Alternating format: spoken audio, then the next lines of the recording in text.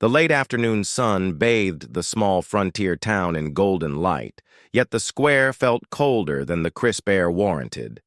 Wooden storefronts framed the dusty street where townsfolk had gathered, their voices a low hum of curiosity and anticipation. This wasn't just another Saturday in Fair Creek. This was the day Clara would stand before the town to be chosen as a bride. It was a custom that had roots in both necessity and hardship. Women were scarce in these parts, and marriages were often arranged swiftly, sometimes without affection, but always with survival in mind. A wife meant partnership, stability, and children to help with the endless labor of ranch life. For Clara, however, the arrangement carried a different weight. She had no family left, no dowry to offer, and no land tied to her name. She was, in the eyes of many, a woman with little to bargain. Still, she stood tall, or at least tried to. Her shawl, faded but neatly folded around her shoulders, was her only armor. Clara's chestnut hair, tied loosely at her neck, caught the fading sunlight, yet she did not shine with confidence. Her eyes, a deep hazel, flickered with fear and hope in equal measure as she scanned the crowd. Surely someone, some man with an empty home and a tired heart, would step forward, but as the moment stretched, silence replaced expectation. The D, town marshal, who oversaw the gathering with a mixture of duty and discomfort, cleared his throat. "Well, gentlemen," he called out, his voice echoing against the wooden beams of the saloon, "who will claim this woman as wife?" No one moved. The silence was broken only by the shifting of boots on gravel, the creak of leather belts, and the occasional nervous cough. A few men avoided her gaze, pretending to adjust their hats. Others exchanged quiet words, their tones more mocking than kind. Clara heard snippets carried on the breeze. "Not worth the trouble. Ain't got a cent to her name. She'll be more burden than blessing." Her face flushed hot, though she forced herself not to flinch. Clara had prepared for rejection, but not like this. Not a wall of indifference.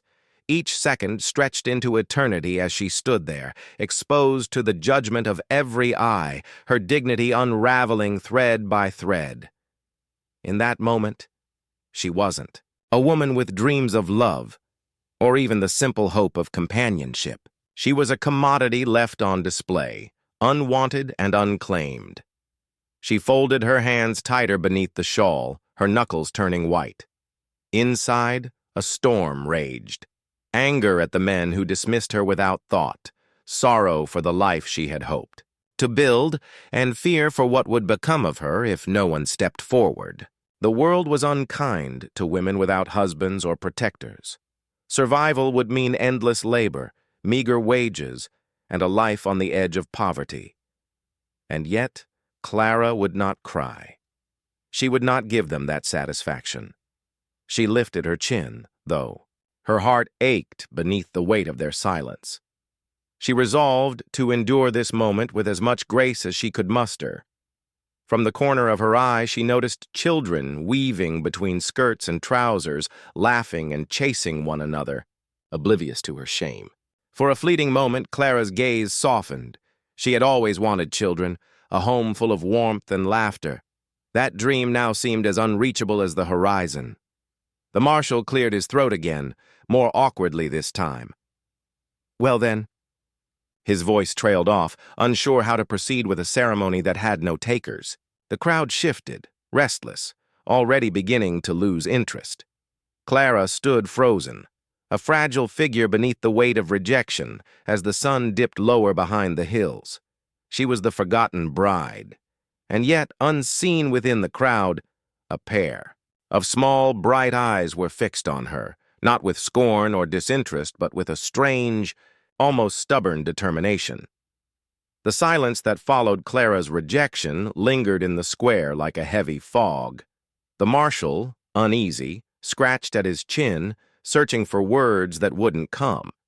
He had presided over many claimings in Fair Creek, but never had he seen a woman left to stand alone with no willing hand extended.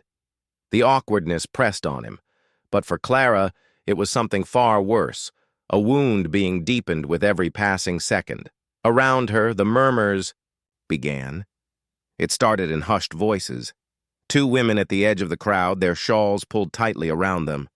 "Poor thing," one whispered, shaking her head. "To be passed over like that. She'll never live it down." Another voice, sharper, came from a man leaning against the post outside the general store. "Ain't no wonder. What she got to offer? No land, no money, no kin. Just another mouth to feed." His companion chuckled, low and cruel. Clara heard them. She tried not to let the words sink in, but they stung all the same, each one pricking her heart like a thorn.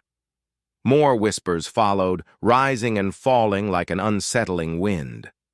Some carried tones of pity. She deserved better than this. While others carried ridicule. Looks like even desperation won't have her.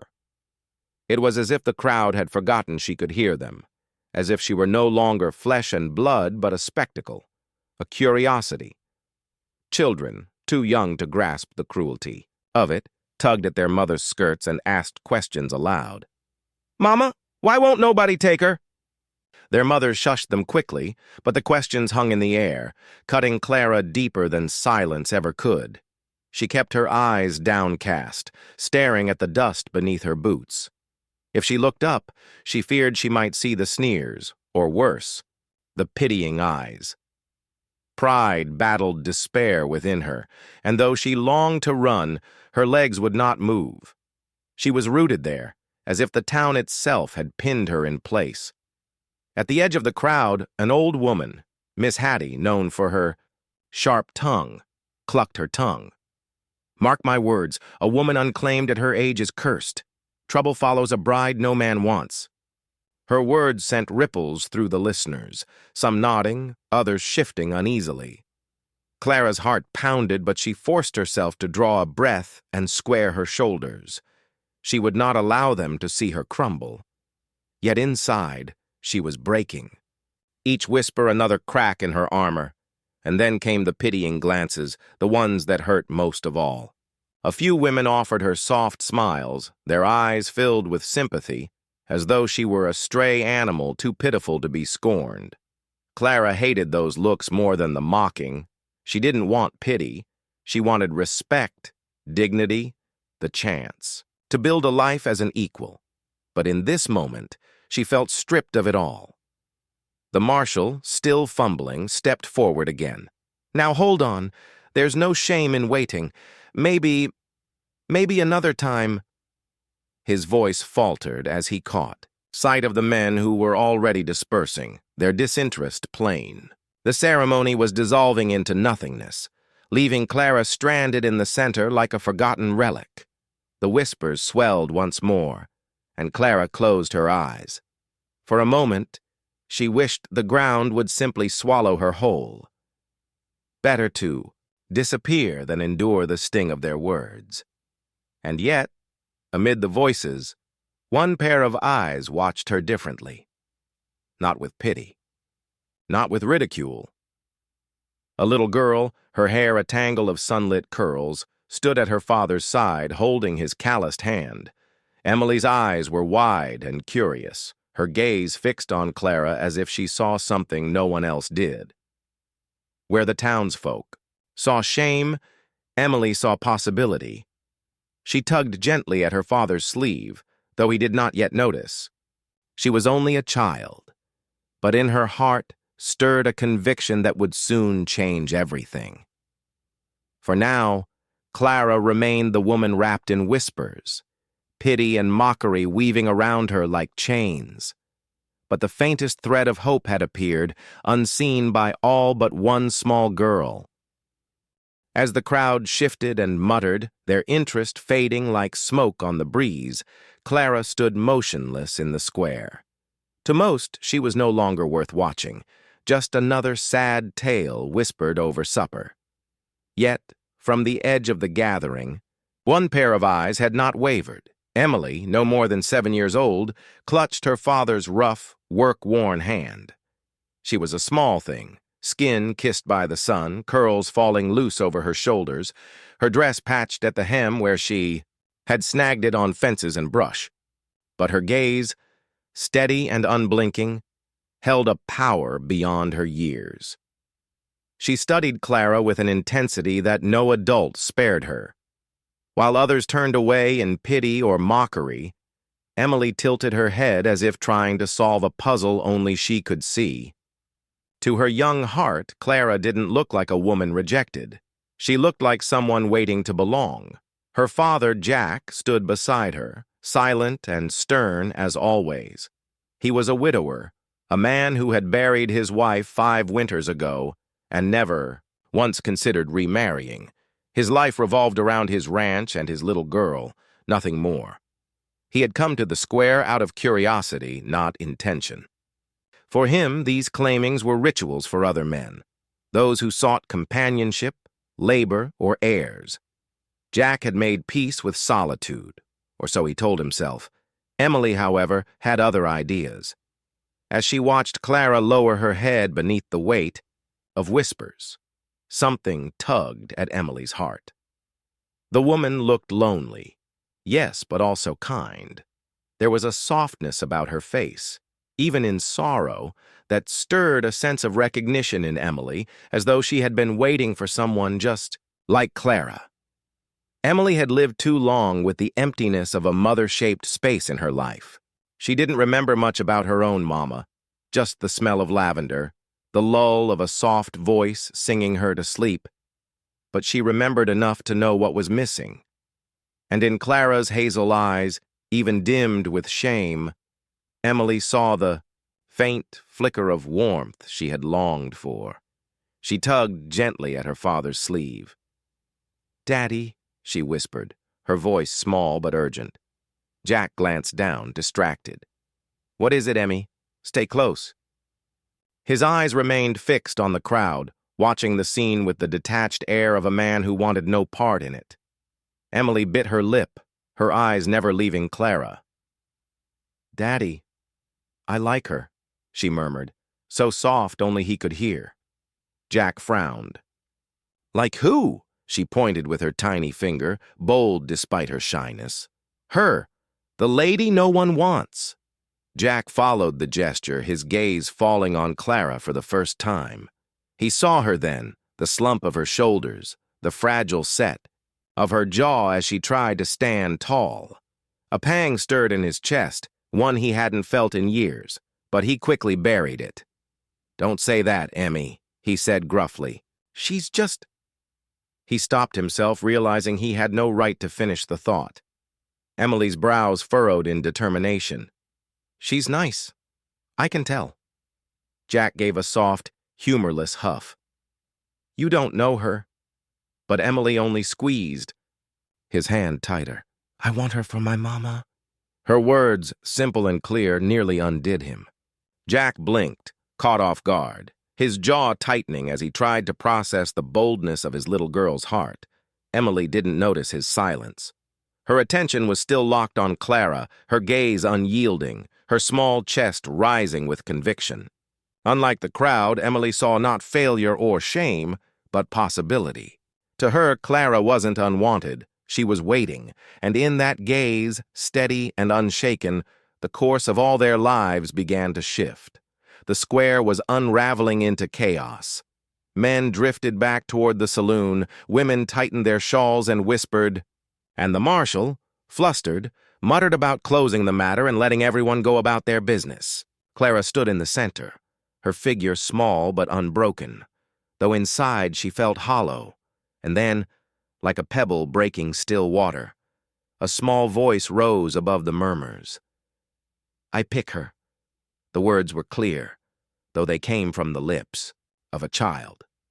Heads turned in confusion, eyes sweeping over the crowd until they landed on Emily, standing proudly at her father's side. Her little chin jutted forward, curls bouncing as she repeated herself louder.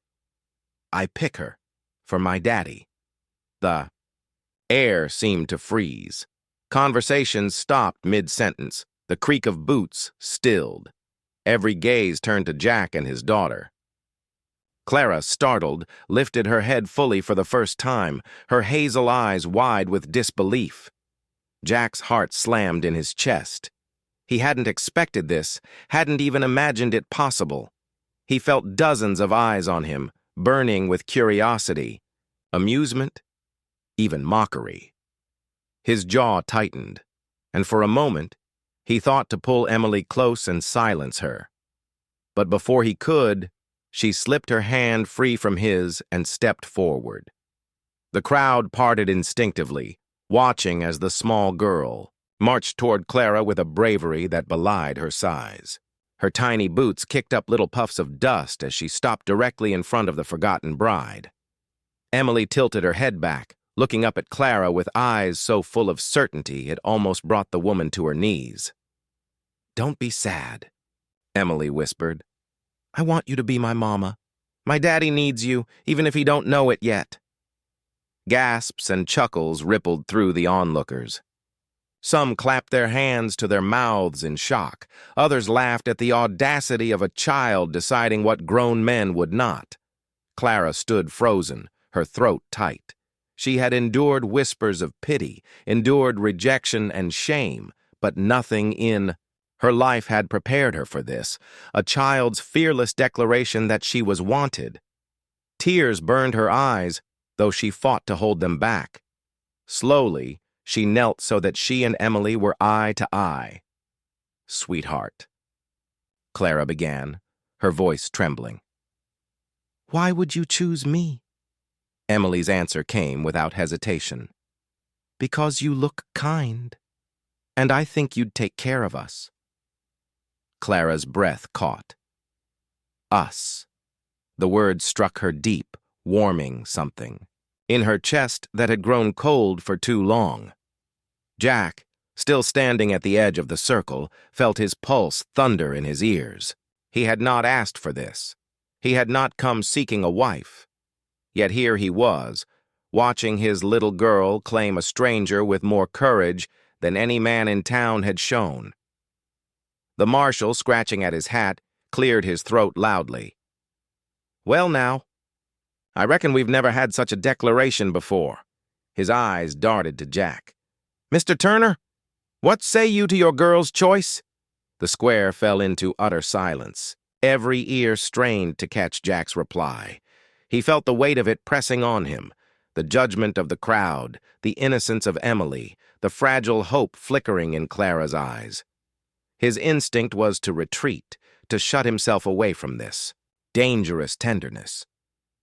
But then Emily looked back at him, her small hand reaching toward his as if to draw him forward, and Jack realized something he had long denied.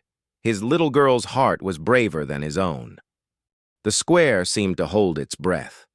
Jack Turner, a man who had faced stampedes, droughts, and bitter winters alone, now stood frozen in a way no danger had ever managed. His daughter's tiny hand reached toward him, and Clara's eyes held, a vulnerability that made his chest tighten unbearably. The crowd, sensing a turning point, leaned in. Whispers erupted like wildfire. "Did you hear that? A child just claimed the bride? He's going to marry her?" The townsfolk gawked, some with amusement, others with disbelief. Men who had ignored Clara's presence just moments, Ogo now muttered nervously among themselves. Jack swallowed hard, trying to steady his racing heart. He glanced down at Emily, who looked up at him with unwavering certainty. In her eyes, there was no doubt. In her small gesture, she had made a bold proclamation that this woman, this stranger, belonged in their lives, and somehow, her innocent courage demanded his attention, his action. He opened his mouth, intending to speak, but no words came. The ground seemed to tilt beneath him as if the universe itself waited for his answer. Clara, kneeling before Emily, raised her hand slightly, unsure if she should speak or simply pray that the child's declaration was more than wishful thinking. Her lips parted, and a soft, trembling, I don't know what to say," escaped. Emily, impatient with adult hesitation, tugged harder on Jack's sleeve. Say yes, Daddy, she insisted, her voice pitched with authority no one expected from a 7-year-old. Say she can be our mama. A ripple of laughter and murmurs swept through the crowd, but Jack barely noticed. He saw only the fierce trust in Emily's gaze and the shy, hopeful wonder in Clara's eyes. Finally, he drew a deep breath, steadying himself. Emily? His voice was low, roughened by years of silence and solitude. Are you sure? Yes, she squealed, nodding vigorously. I picked her. She's nice. You'll like her too. The simplicity of her words pierced him in a way that logic never could. Years of grief, loneliness, and stubborn independence pressed down on him, but beneath it, something soft stirred. A long dormant desire for family, for warmth, for love he hadn't dared to admit he needed. He straightened, meeting Clara's, eyes fully for the first time. The world around them seemed to blur, the gossiping townsfolk, the clucking women, the awkward marshal, all fading into insignificance. What remained was the fragile thread that connected them, a child's unwavering faith in love. With slow, deliberate steps, he approached Clara, each one carrying both hesitation and resolve. The murmurs of the crowd grew louder, some skeptical, others incredulous. Men nudged one another, whispering, "He'll never do it." Women clutched their shawls, expecting humiliation. But Emily didn't flinch. She stood tall, proud of the moment she had orchestrated. Jack stopped a few feet from Clara, his shadow falling across the dust. He reached down, taking Emily's, hand in one of his own, lifting it slightly so that Clara could see the silent agreement forming between them. Then, with a measured breath, he spoke. Clara, I reckon, if you'll have us, Emily and me, we'd be honored. The square erupted. Some gasped audibly, others cheered. Clara's lips trembled as tears slid down her cheeks, a mixture of relief, disbelief, and joy. She extended her hand, and Jack took it, their touch tentative but full of unspoken promises. Emily let out a triumphant squeal, clinging to both of them as though cementing their bond. The little girl's boldness had turned shame into hope, whispers into laughter, and rejection into a beginning. For the townsfolk, the spectacle was shocking, unexpected, and entirely unconventional. But for Clara and Jack, and for Emily, it was perfect. In that moment, they realized that love sometimes does not wait for propriety or circumstance. It simply arrives, carried on the wings of a child's certainty. The cheers and murmurs of the townsfolk gradually faded as the reality of the moment sank in.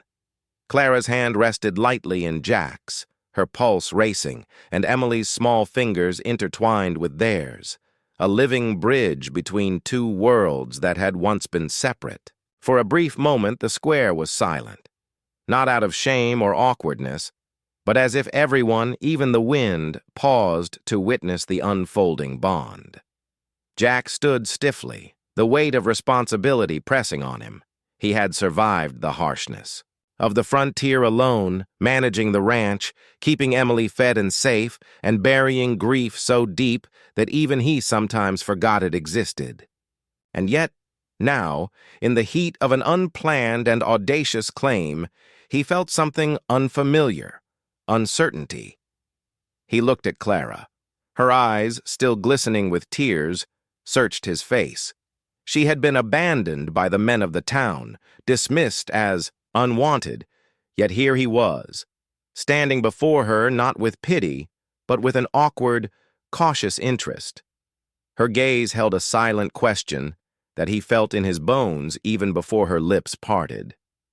"Are you—" she began, her voice trailing off, unsure. Of the words, Jack swallowed hard.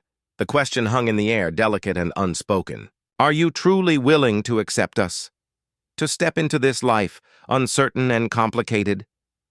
It wasn't the words themselves, but the weight behind them that struck him. Clara's hesitance mirrored his own. Neither had sought this path, and yet In Emily's insistence, they had been pulled together. Emily, sensing the tension, tilted her head, her small face serious beyond her years. "Daddy," she said softly, "it's okay. I know you'll do the right thing." Her words carried a trust that was both heartwarming and terrifying. Jack looked down at her, his chest tightening. He had never asked for guidance, never leaned on anyone's certainty, but here it was offered freely, without question or condition. Clara's hand squeezed his. It was a tentative gesture, yet in it lay courage, hope, and a willingness to believe in what had seemed impossible. Her silence spoke volumes, a quiet plea for understanding, for acknowledgement, for a life together that was still undefined. Jack exhaled slowly. He realized that the question, though unspoken, was not for him alone. It was for all three of them, for Emily, for Clara, and for himself. Could he allow himself to trust in something new? Could he open the walls he had built around his heart? Could he accept love, family, and the uncertain future that came with it? Around them, the townsfolk began to murmur again, but their voices were distant now. Jack's focus was inward, grappling with emotions that had lain dormant for too long. Clara's presence, once just another lonely figure in the crowd, now held the weight of possibility. She was no longer simply the forgotten bride. She was the catalyst for a life he hadn't dared to imagine. Emily's small hand tightened, pulling slightly at Jack's sleeve. It was a reminder, gentle yet insistent, that the decision he faced was no longer theoretical. It was here, now, and it demanded courage. Jack met Clara's eyes again, seeing both vulnerability and strength reflected there. He nodded slowly, a gesture small yet significant. In that single motion, he acknowledged the silent question, the unspoken fear, and the potential for hope. Clara's lips curved into the faintest smile, a silent answer, a subtle promise. They didn't need words. Their hearts and the steady gaze of a little girl had spoken for them. In the hush of the square, with Emily beaming between them, Jack realized that life could be unpredictable, messy, and daunting. But it could also be filled with moments of quiet courage, trust, and love. The silent question remained, hanging between them, but for the first time, he felt ready to face it. Jack Turner stood in the center of the square, the sun dipping low behind the hills, casting long shadows over the dusty ground. His hand remained lightly clasped with Clara's, while Emily's small fingers clung to both of theirs, forming a human chain that bridged the distance between the past and a future yet unwritten. The town's crowd had grown quiet again, watching, waiting for the man of the house to make a choice that would ripple far beyond the square. Some whispered incredulously, others rolled their eyes at the audacity of a child's influence, but Jack hardly noticed. He was acutely aware only of Clara and the little girl who had dared to command his attention. His mind raced, weighing the practicalities of his life against the sudden swell of emotions he could no longer ignore. To marry Clara would not be simple. She was a stranger, a woman with her own fears, dreams, and past. His ranch demanded labor. His life had long been solitary, and yet there was something in her eyes, something in her presence, that called to a part of him he had kept locked away for years. Emily, sensing the hesitation, looked up at him. Her trust was complete, her expectation unwavering. "Daddy, please," she whispered softly, tugging at his sleeve. "She's the one. You'll see?" Jack felt the tug, not just from her hand, but from somewhere deeper inside. He had survived life alone, weathered storms, and endured countless hardships, but he had never faced a challenge like this. The choice to open his heart again. The stakes were higher than any cattle drive or drought. This was about love, trust, and family.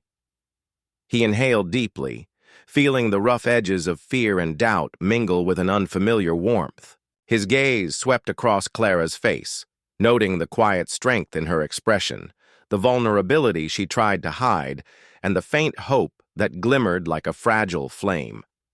She had endured the scorn of the entire town, yet she still held herself with dignity. That alone demanded respect. Finally, he spoke, his voice low but firm, carrying through the quiet square. "Clara, I reckon it's time we stop pretending that life's only about surviving on our own."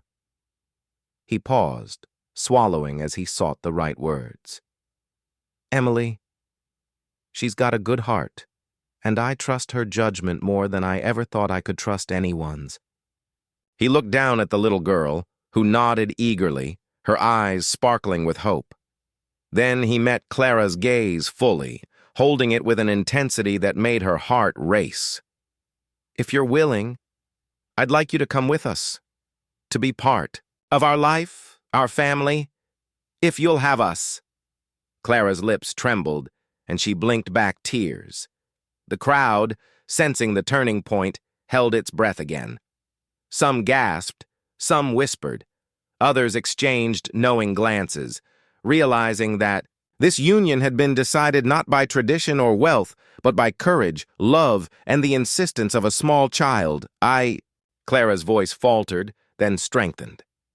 "Yes," she said finally, a smile breaking across her face. "Yes, I'll come with you." Emily clapped her hands in delight, squealing with joy as she hugged both Jack and Clara tightly. "See? Daddy, I told you she was perfect!" she exclaimed, her laughter ringing like a bell across the square. Jack felt a weight lift from his chest, replaced by a strange, exhilarating lightness. He had chosen not out of obligation, nor out of fear of judgment, but because it was right, because this was the life he wanted. Not alone, not merely surviving, but living with love, laughter, and family at his side. As the sun sank lower, painting the town in amber and gold, Jack, Clara, and Emily stood together, their hands intertwined. The decision had been made, but more than that, it was a commitment to hope, to courage, and to a future they would face together.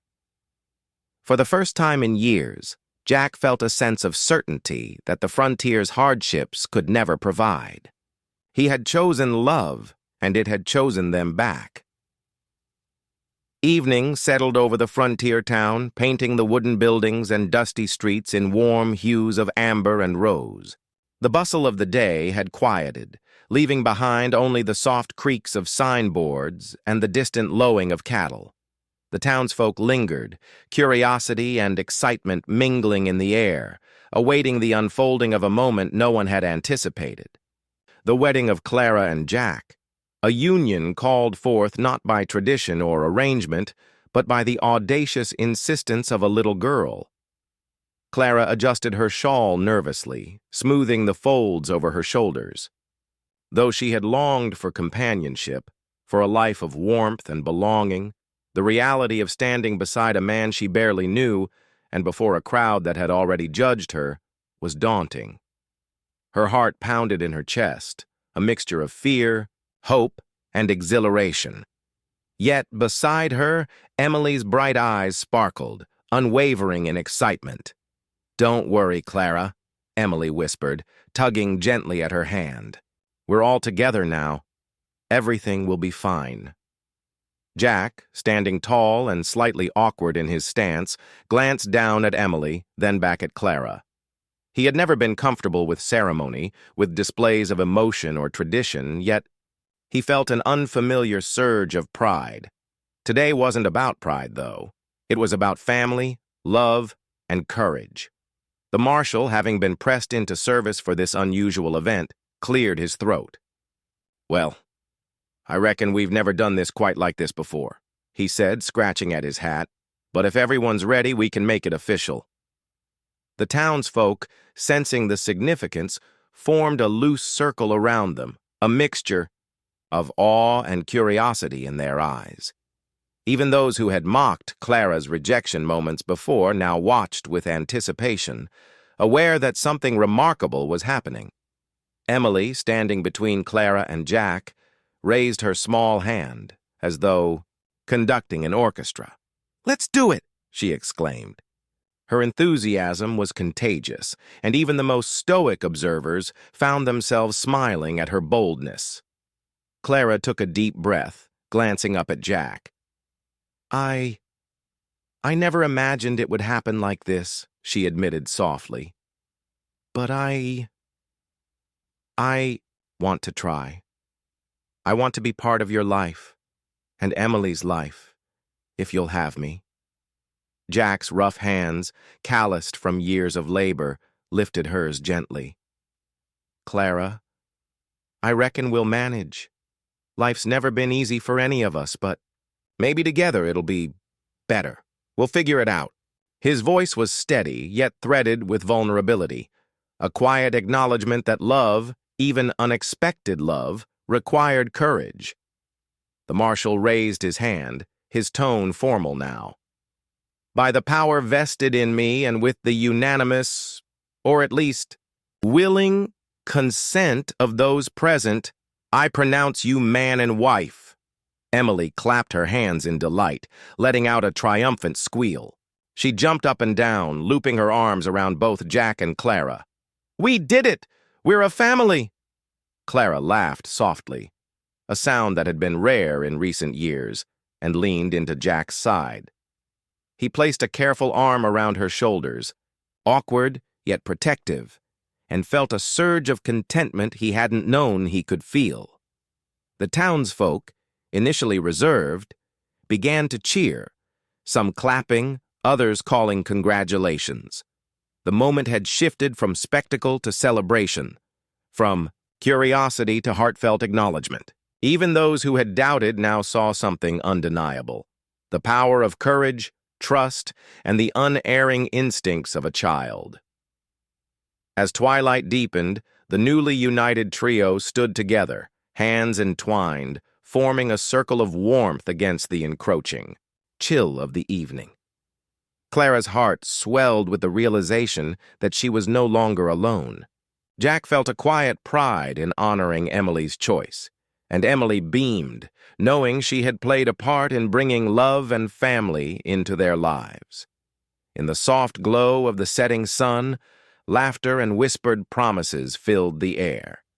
This was not just a wedding. It was the beginning of a life forged in trust, guided by a child's boldness, and sealed with the silent understanding that family could be chosen, nurtured, and loved beyond measure. The morning after the wedding broke with the kind of quiet serenity only the frontier could provide. Sunlight filtered gently through the cracks of the wooden shutters, casting long golden stripes across the floor of Jack's modest home. The air was filled with the scent of pine, dust, and the faint aroma of porridge simmering on the stove. A humble beginning, yet one that promised warmth and life. Clara awoke first, sitting on the edge of the bed, her hands folded neatly in her lap. The previous day's whirlwind, the rejection, Emily's bold declaration, Jack's hesitant agreement, and the unexpected ceremony, still played in her mind like a vivid dream.